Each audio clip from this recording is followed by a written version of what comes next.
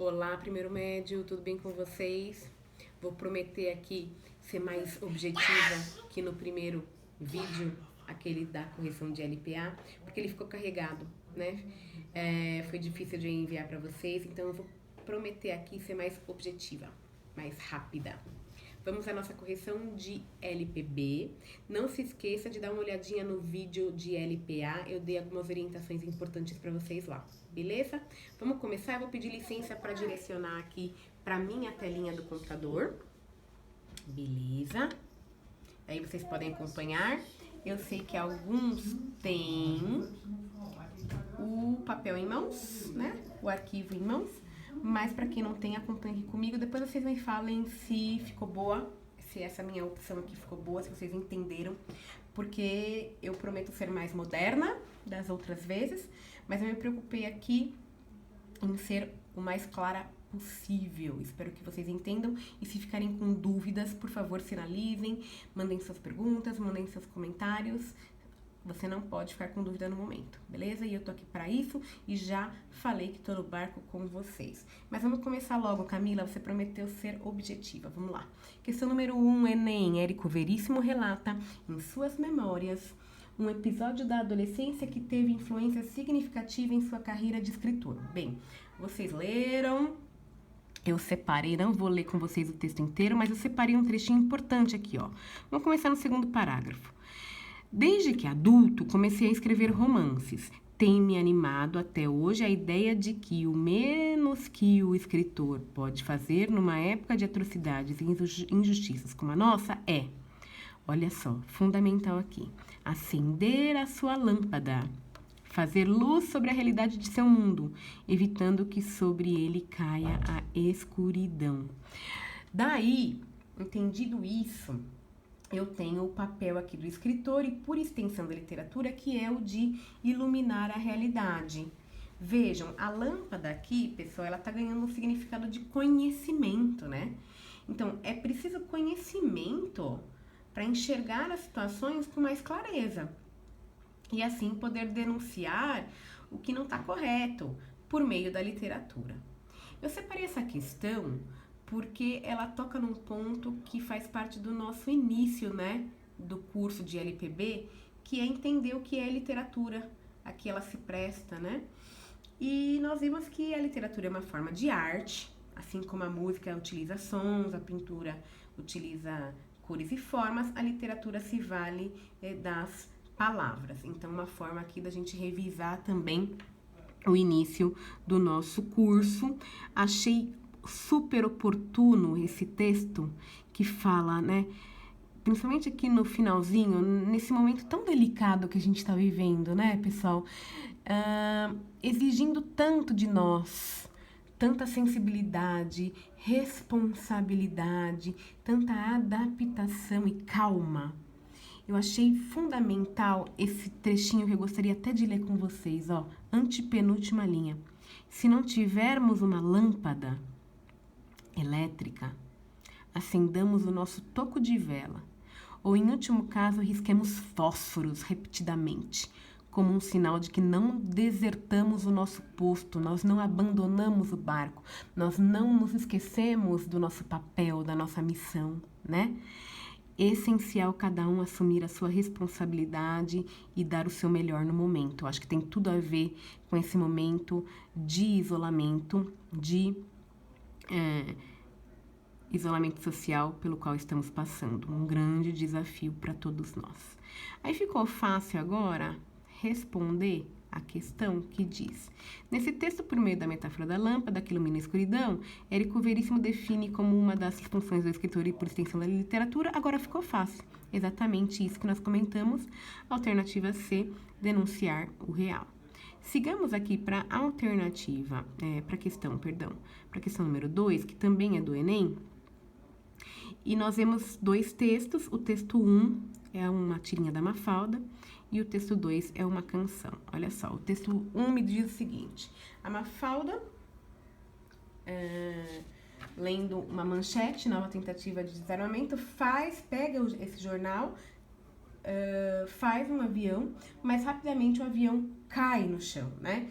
E o avião simbolizando o avião do desarmamento, né? Que não alça voo, ou seja, tal voo, tal fato de não alçar o voo simboliza o fracasso, né, da iniciativa de desarmamento. E eu tenho no final uma Mafalda como? Uma Mafalda pessimista, né, ó. Depois eu é que sou pessimista, ou seja, não deu certo essa tentativa. E eu é que sou pessimista, e ela muito aí frustrada. E o texto 2, eu já tenho aqui no Sonho Impossível uma visão um pouquinho diferente, né? Enquanto o texto 1 fica no pessimismo, vamos ver o texto 2, ó. Sonho impossível. Sonhar mais um sonho impossível. Lutar quando é fácil ceder. Vencer o inimigo invencível. Negar quando a regra é vender. Sofrer a tortura implacável. Romper a incabível, prisão. Voar num limite improvável, tocar o inacessível chão. É minha lei, é minha questão. Virar esse mundo, cravar esse chão. Vamos seguir aqui, um momento de pausa. Licencinha. Vamos lá. Não importa saber se é terrível demais, quantas guerras terei que vencer por um pouco de paz. E amanhã, se esse chão que eu beijei for meu leito e perdão, vou saber que valeu delirar e morrer de paixão. E assim, seja lá como for, vai ter fim a infinita aflição. E o mundo vai ver uma flor brotar do impossível chão. Olha só, até coloquei em negrito aqui os 3 últimos versos. Vai ter fim a infinita aflição e o mundo vai ver uma flor brotar do impossível chão. Numa situação quase impossível, uma flor brotar do chão, eu tenho aqui a ideia de que se acredita, né, na possibilidade, ainda que mínima, de um mundo melhor. Então, eu tenho a luta aqui, essa ideia de luta, de enfrentar o desafio, de superação, né, luta por um mundo melhor, numa visão mais otimista que a tirinha da Mafalda. Então, eu tenho visões diferentes e já me responde a pergunta que dizia o seguinte, ó. A tirinha e a canção apresentam uma reflexão sobre o futuro da humanidade. É correto concluir que os 2 textos, sobre o futuro da humanidade, os 2 textos, coloquei aqui, ó, tem visões diferentes sobre um possível mundo melhor, enquanto o primeiro é mais pessimista, esse segundo é mais otimista. 3. Na 3 não vou ler com vocês, né? Cálice, a canção, mas o que me importa aqui é a segunda estrofe, né? Na segunda estrofe, eu tenho as linhas pares, né? E quais são as linhas pares? Aqui, ó. Tragar a dor, engolir a labuta, silêncio na cidade não se escuta. Vejam que rimou, labuta com escuta. Eu tenho, então, a rima dos versos pares da segunda estrofe, em uta, mas essa rima, ela é rompida, essa sequência é rompida com a palavra outra no verso 6, ó. Aqui, no verso 6, se eu mantivesse essa rima, melhor seria ser filho da outra. Teria que rimar com uta, ó. Par, aqui também é verso par. Deveria rimar com uta, mas quebrou. Então, o único verso que quebra a expectativa de rima aqui é exatamente esse 6. Melhor seria ser filho da outra, que tá aqui, ó. Grifei aqui na nossa alternativa D. Na 4 tem a canção Meu Bem Querer, também vou deixar o link para vocês, vale a pena vocês escutarem. Vou deixar no nosso mural. Vou deixar Missão Impossível e Meu Bem Querer, tá, galera? Então, olha lá. Essa aqui eu vou ler com vocês. Meu bem querer é segredo, é sagrado, está sacramentado em meu coração. Meu bem querer tem um quê de pecado, acariciado pela emoção. Meu bem querer, meu encanto, tô sofrendo tanto. Amor, e o que é o sofrer? Para mim que estou jurado para morrer de amor? Olha só. Na última estrofe de Meu Bem Querer, o personagem pergunta-se: e o que é o sofrer? Para mim que estou jurado para morrer de amor? O que é o sofrer? O sofrer não é nada. O sofrer não é nada. O sofrer fica pouco diante desse sentimento que eu tenho de viver esse amor, de me entregar esse amor.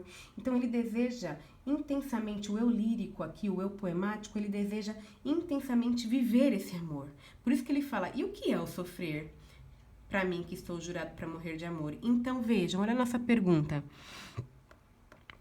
Nota-se uma diferença nos sentimentos. O sofrimento amoroso, no primeiro verso, que é aqui e o que é o sofrer, e a sentença de morte por amor no terceiro, para mim que estou jurado para morrer de amor, o sentimento contido no primeiro em relação ao terceiro. Então, ó, se eu comparar o primeiro e o que é o sofrer com o terceiro, para mim que estou jurado para morrer de amor, né?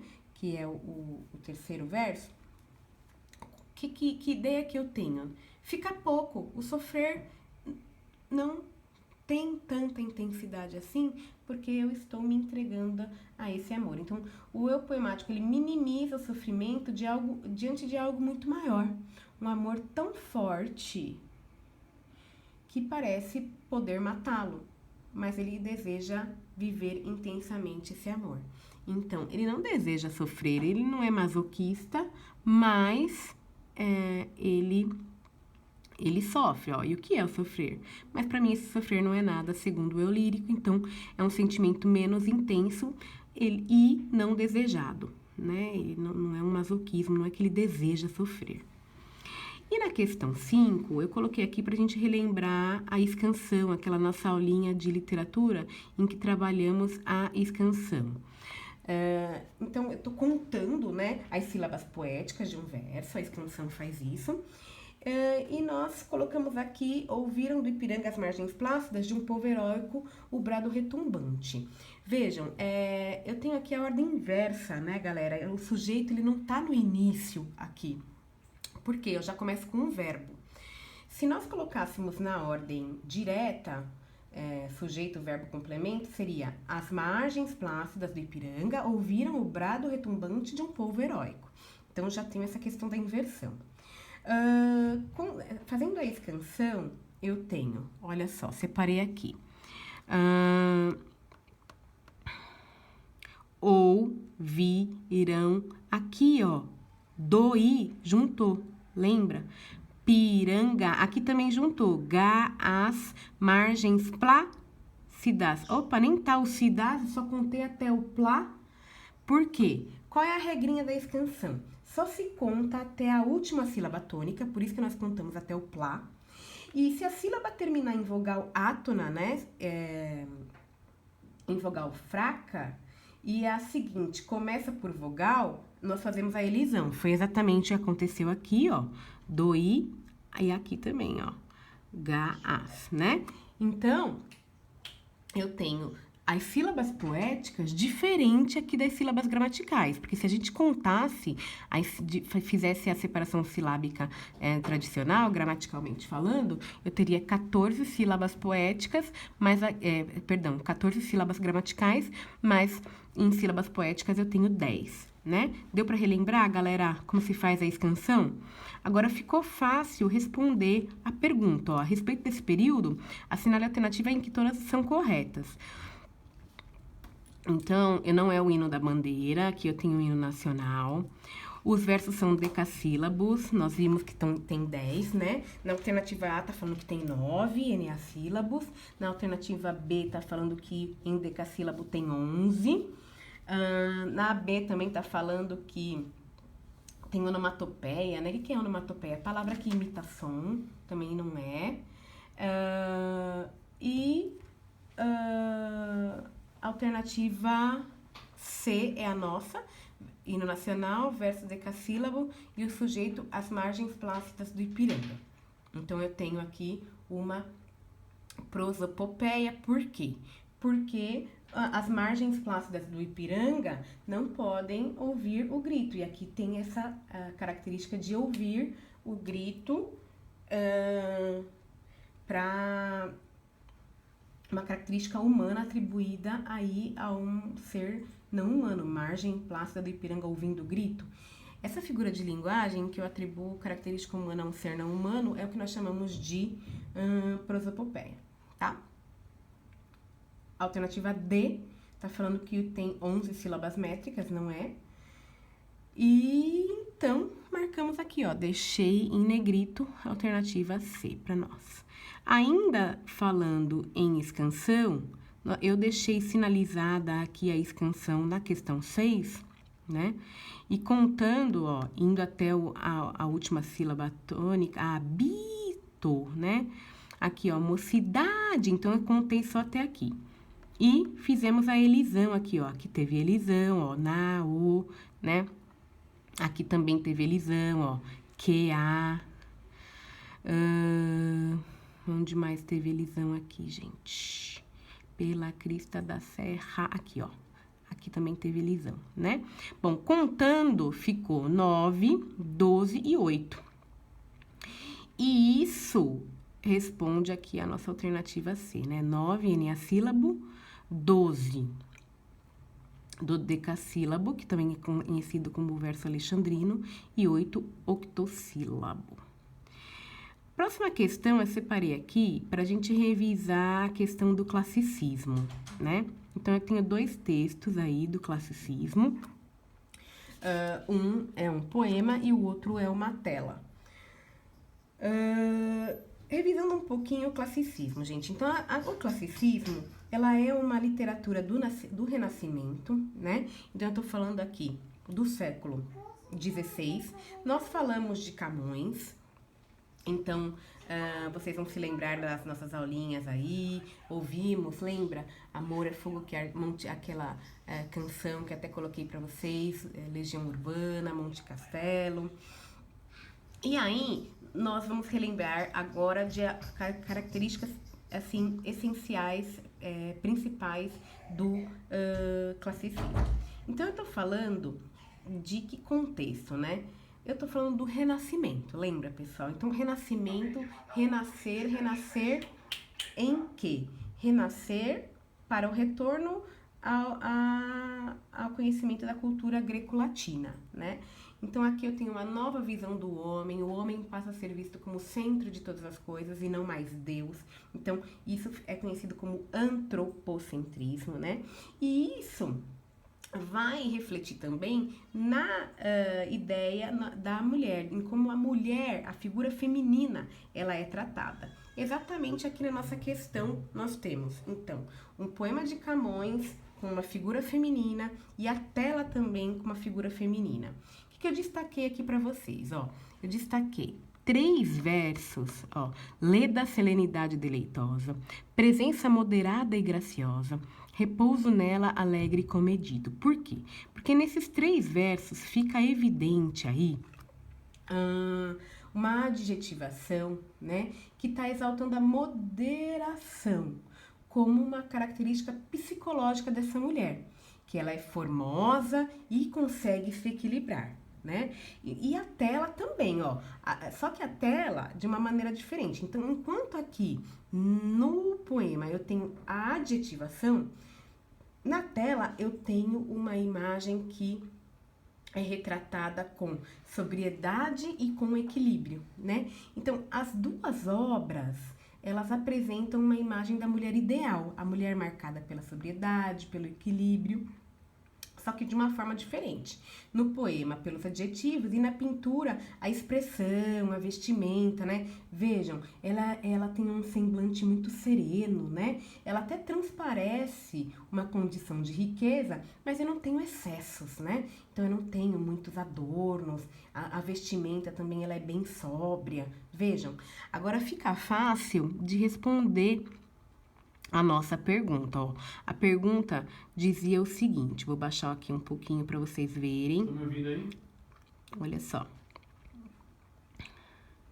Enquanto eu tô trabalhando aqui com vocês, pessoal, tem mais gente trabalhando aqui em casa, tá? Então, por isso que vocês podem ouvir alguns ruídos estranhos, algumas manifestações estranhas, mas Nossa, vamos lá. Atrás, Marcelo, tá muito feio. Tá todo mundo trabalhando aqui. Vamos lá, perdão, pessoal. O importante é vocês entenderem, né? A pintura e o poema, embora sendo produtos de 2 linguagens artísticas diferentes, participaram do mesmo contexto social e cultural de produção pelos fatos de ambos.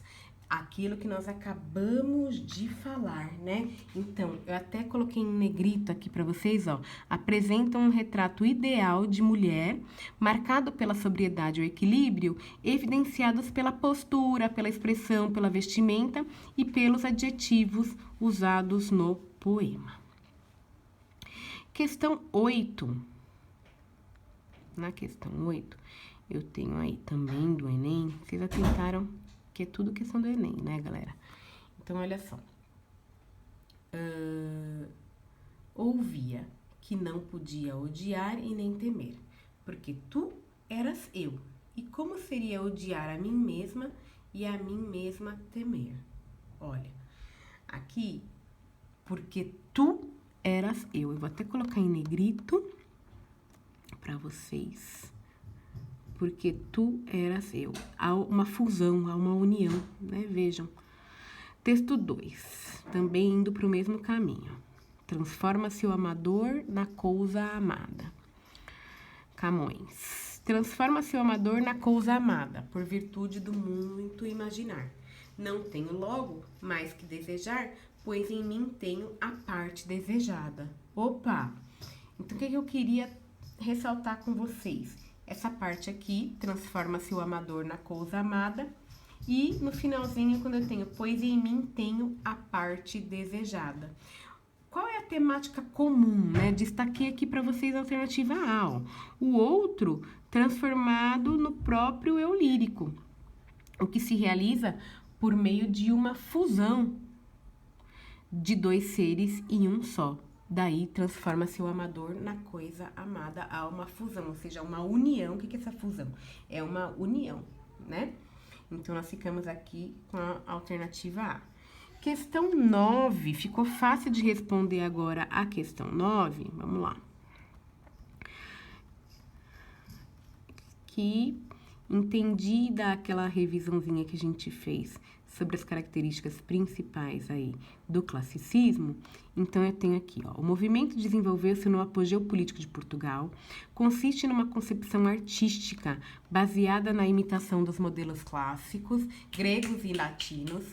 Nele, o pensamento lógico predomina sobre a emoção e a estrutura da composição poética obedece a formas fixas, com a introdução da medida nova que convive com a medida velha das formas tradicionais. Exatamente isso que nós falamos como característica do classicismo. Aí ficou fácil assinalar a alternativa D, essa tendência estética, né, literária, artística e filosófica que reproduzia os ideais da antiguidade clássica. Trabalhamos bastante isso em aula também. Questão número 10. Vamos lá. Questão número 10, baixando aqui um pouquinho. As obras literárias produzidas durante o Renascimento privilegiam as seguintes características. Aqui você tinha que ficar muito atento para esse exceto, né? Menos. Então, todas são características do classicismo. Menos, ou seja, eu tenho que assinalar que não é. Recuperação de temas da antiguidade clássica. Verdade, nós vimos isso. Perspectiva humanista. Também verdade. Universalidade, o racionalismo. Já vimos, né? Homem como medida de todas as coisas. Então, eu tenho um período aí de valorização da ciência, valorização do homem. O Deus não é mais o centro, né, do mundo. Então, eu não posso ficar com a alternativa E, metafísica e religiosidade, e excluímos aqui a nossa alternativa E. Leia o texto a seguir de Camões. Nós fechamos aqui, galera, a nossa correção com aquela canção que eu coloquei, que nós ouvimos, né, em sala de aula, em que há a tentativa aí de se definir o amor, né? Então, amor é ferida que é fogo que arde sem se ver, é ferida que dói e não se sente, é um contentamento descontente, é dor que desatina sem doer e assim vai. O que nós pudemos perceber nesse texto? Até comentamos em aula. Como o amor é um sentimento contraditório, ele é ilógico. Aqui há a tentativa de se definir um sentimento ilógico de uma forma ilógica também, né? Daí eu tenho o paradoxo, a natureza contraditória do amor na alternativa A, né? Olha só, baixando um pouquinho aqui.